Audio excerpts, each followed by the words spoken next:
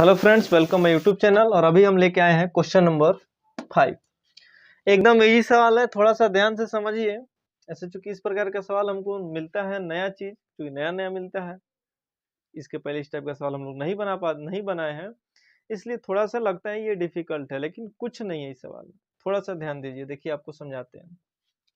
कह रहे जांच कीजिए, जांच मतलब चेक कीजिए कि क्या किसी प्राकृतिक संख्या n के लिए, n के लिए कहने का मतलब कि n के जगह पे कोई भी प्राकृतिक संख्या रख दिया जाए, 1 2 3 4 5 6 7 8 9 10, अनंत होता है प्राकृतिक संख्या।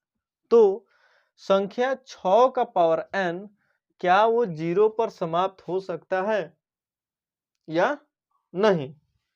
देखिए कह रहा है कि 6 का पावर n क्या 0 पर समाप्त होगा। लिखेंगे माना a बराबर 6 का पावर n।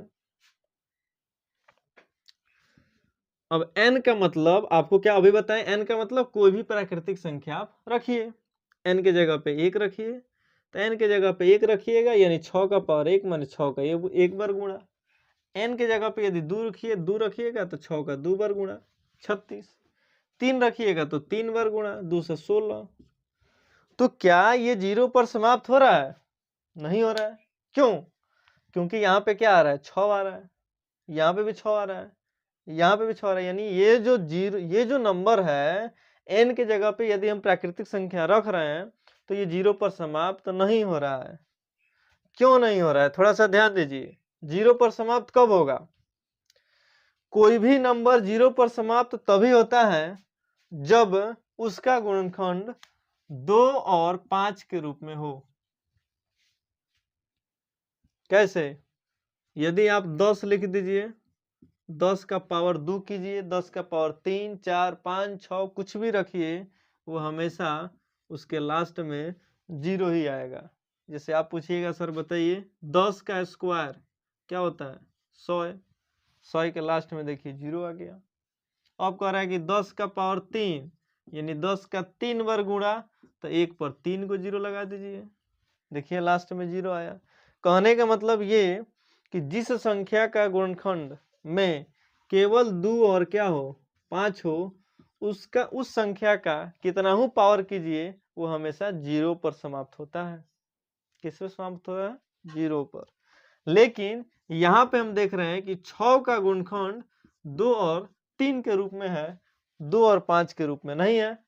तो जब 2 और 3 के रूप में है, इसलिए n के जगह पे आप कोई भी नंबर रखते हैं तो 0 पर समाप्त नहीं होगा। 0 पर समाप्त कब होगा? जब उस संख्या का गुणनखंड किस रूप में आए? 2 और 5 के रूप में। अभी हमने आपको बताया। जैसे मान लीजिए कोई संख्या 20 है, 0 पर समाप्त हो रहा है कि नहीं हो रहा है? हो रहा है ना। 20 का गुणनखंड निकालिए, उसमें जरूर 2 और 5 आएगा। यानी किसी भी संख्या का गुणनखंड 2 और 5 के रूप में हो तभी वो 0 पर समाप्त होगा। यहाँ पे 2 और 5 के रूप में नहीं है, तो हम लिखेंगे कि यहाँ 6 का पावर n में 6 का गुणनखंड 2 और 3 के रूप का है, 3 के रूप का है।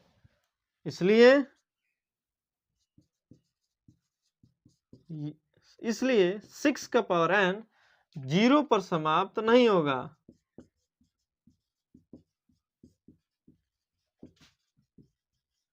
क्योंकि रीजन लिख देते हैं यहाँ पे, क्योंकि 0 पर समाप्त होने वाली संख्या का गुणनखंड 2 और 5 के रूप का होता है।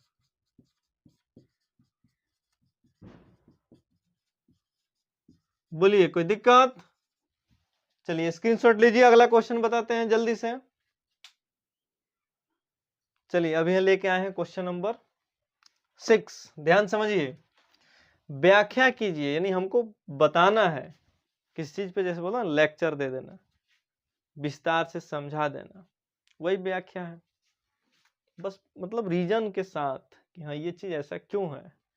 तो व्याख्या कीजिए कि 7 गुणे 11 गुणे 13 प्लस 13, देखिए बीच में प्लस भी है, ये ध्यान दीजिएगा, और 7 गुणे 6 गुणे 5 गुणे 4 गुणे 3 गुणे 2 गुणे 1 प्लस, बीच में इसमें भी प्लस, लास्ट में 5। यानी ये जो दोनों संख्या है ये भाज्य संख्याएं क्यों है, ये हमको बताना है कि ये संख्या और ये संख्या भाज्य संख्या क्यों है, ये हमको व्याख्या करना है। एकदम इजी टॉपिक है, थोड़ा सा ध्यान दीजिए, समझ में आ जाएगा।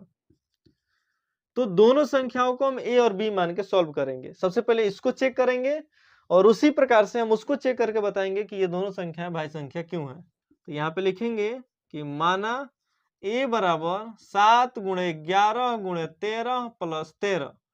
हमने इस संख्या को a मान लिया, ठीक है। आपको भाज्य संख्या का एक और क्वालिटी बताते हैं कि कोई भी भाज्य संख्या जो है उसका गुणनखंड एक को छोड़ के, मतलब अगर एक को लिया जाए तो उसका गुणनखंड क्या होता है, 3 गो आता है। यदि एक को छोड़ दिया जाए तो उसका गुणनखंड 2 गो आता है या 2 से अधिक आता है। जैसे हम बोले 6 का गुणनखंड 2 गुणे 3। यदि इसमें आप एक को भी ले लेते हैं तो एक को लेके कम से कम 3 गो उसका गुणनखंड होना चाहिए, तब वो भाज्य संख्या होगा, नहीं तो वो अभाज्य संख्या नहीं होगा, अभाज्य संख्या बन जाएगा, ठीक है। तो सबसे पहले क्या करते हैं हम इसको भी गुणनखंड के रूप में चेंज करेंगे। किस रूप में, गुणनखंड के रूप में। तो गुणनखंड के रूप में कब चेंज होगा, जब ये प्लस बीच में से गायब हो जाएगा। प्लस तो होता नहीं है गुणनखंड में, सब गुणा के रूप में होता है। तो प्लस को गायब करने के लिए देखिए क्या करते हैं, यहाँ पे 7 गुणे, सॉरी इसमें देखिए ये अलग है ये अलग है, क्योंकि ये एक साथ तीनों गुणा में है, और ये प्लस में ये बाद 13 है, तो दोनों में 13 है, तो दोनों में से 13 कॉमन कर ले तो यहाँ बचेगा 7 गुणे 11, क्योंकि 13 तो यहाँ आ गया, प्लस का प्लस हाई 13 यहाँ पे उठ के आ गया, तो यहाँ पे बच जाएगा क्या, 1। फिर जब 13 से गुणा कीजिएगा तो 7 गुणा फिर 11 और फिर गुणा में आ जाएगा आपका 13, प्लस फिर 13 में 1 से गुणा होगा तो 13। तो a बराबर 13, ये हो जाएगा 11 7 77 और प्लस में 1, तो 77 और 1 ये हो जाएगा 78। इसका भी गुणा निकाल दीजिए गुणनखंड, तो 13, इसका गुणनखंड निकालिएगा 78 का। तो अभी आपको गुणनखंड बताए हैं, 2 से भाग दीजिए, 2 3 6 2 18 और 3 से 3 एकम 3 और 3 त्रिक 9, तो गुणनखंड निकल गया 3 गुणे 2 गुणे 13। 2 से अधिक गुणनखंड आया, तो यहाँ पे लिखेंगे हम कि संख्या 7 गुणे 11 गुणे 13 प्लस 13 का गुणनखंड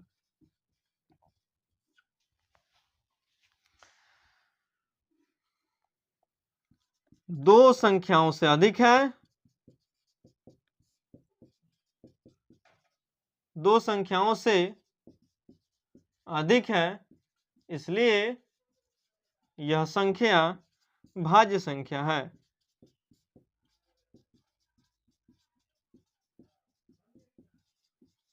चलिए व्याख्या हमने कर दिया, कोई दिक्कत है इसमें तो बोलिए। इसी प्रकार से हम ये संख्या लेंगे और इसकी भी व्याख्या करेंगे, ठीक है। तो उसको हम b मान के बनाते हैं, यहाँ पे लिखते हैं कि माना b इज इक्वल टू 7 × 6 5 4 3 2 1। आप प्लस में 5 भी है, उसमें भी प्लस में एक नंबर है, इसमें भी प्लस में, इसमें 13 था उसमें 5 है, तो जो प्लस में था उसी को कॉमन किए थे, यहाँ पे 13 था, 13 को कॉमन किए, यहाँ पे 5 है, 5 को कॉमन करते हैं। तो b इज इक्वल टू, इन यहाँ भी 5 है, यहाँ भी 5 है, 5 को बाहर निकाल लीजिए, तो यहाँ बचेगा 7 गुणे 6, 5 निकल गया तो बच गया 4 गुणे 3 गुणे 2, और एक को आप नहीं लिखते हैं तो कोई दिक्कत नहीं है, क्योंकि एक को गुणा कीजिएगा तो वही नंबर मिल जाएगा, लेकिन प्लस के बाद आपको एक को लिखना पड़ेगा, ठीक है। तो b बराबर 5 का 5, और जब इसको गुणा कीजिएगा ये सब को, तो ये हो जाएगा आपका 3 दूना 6 और 6 चौका 24, और ये हो जाएगा 7 छक 42। 24 में 42 से गुणा कर लीजिए, इधर साइड में कितना आ रहा है, तो ये हो जाएगा 4 दूना 8, 2 दूना 4, 4 चौका 16, 16 4 20 का 0 2, और 4 दूना 8 2 10, ये हो गया 1008। अब बच गया प्लस में 1, जब प्लस 1 जोड़ दीजिएगा तो बचेगा 5 गुणे में 1009।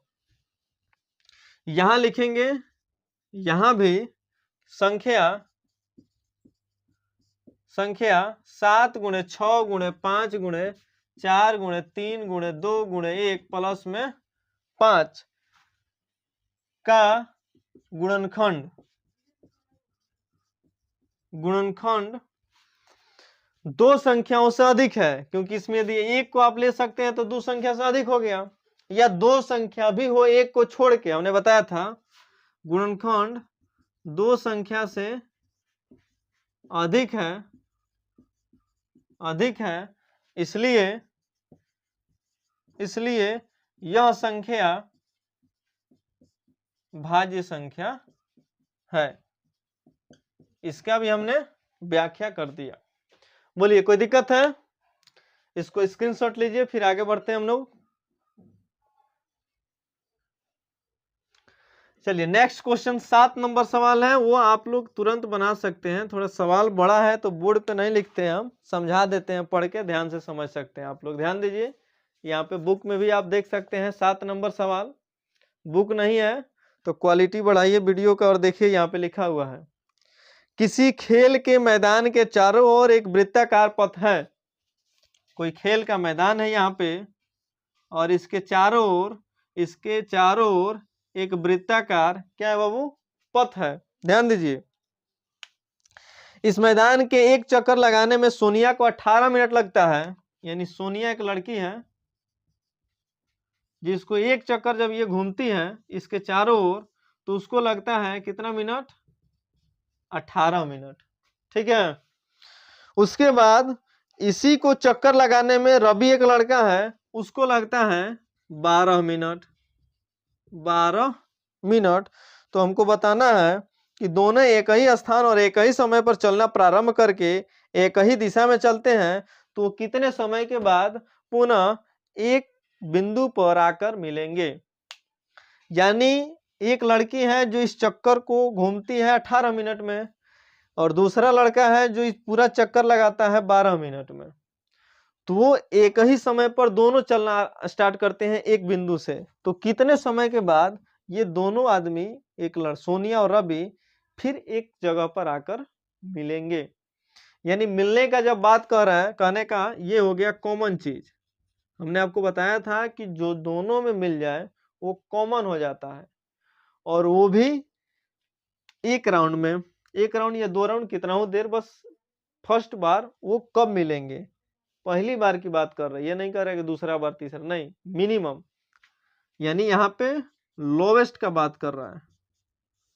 ये हो गया लोवेस्ट कॉमन फैक्टर, जिसको हम लोग कहते हैं क्या बाबू? एलसीएम। क्या कहते हैं? एलसीएम।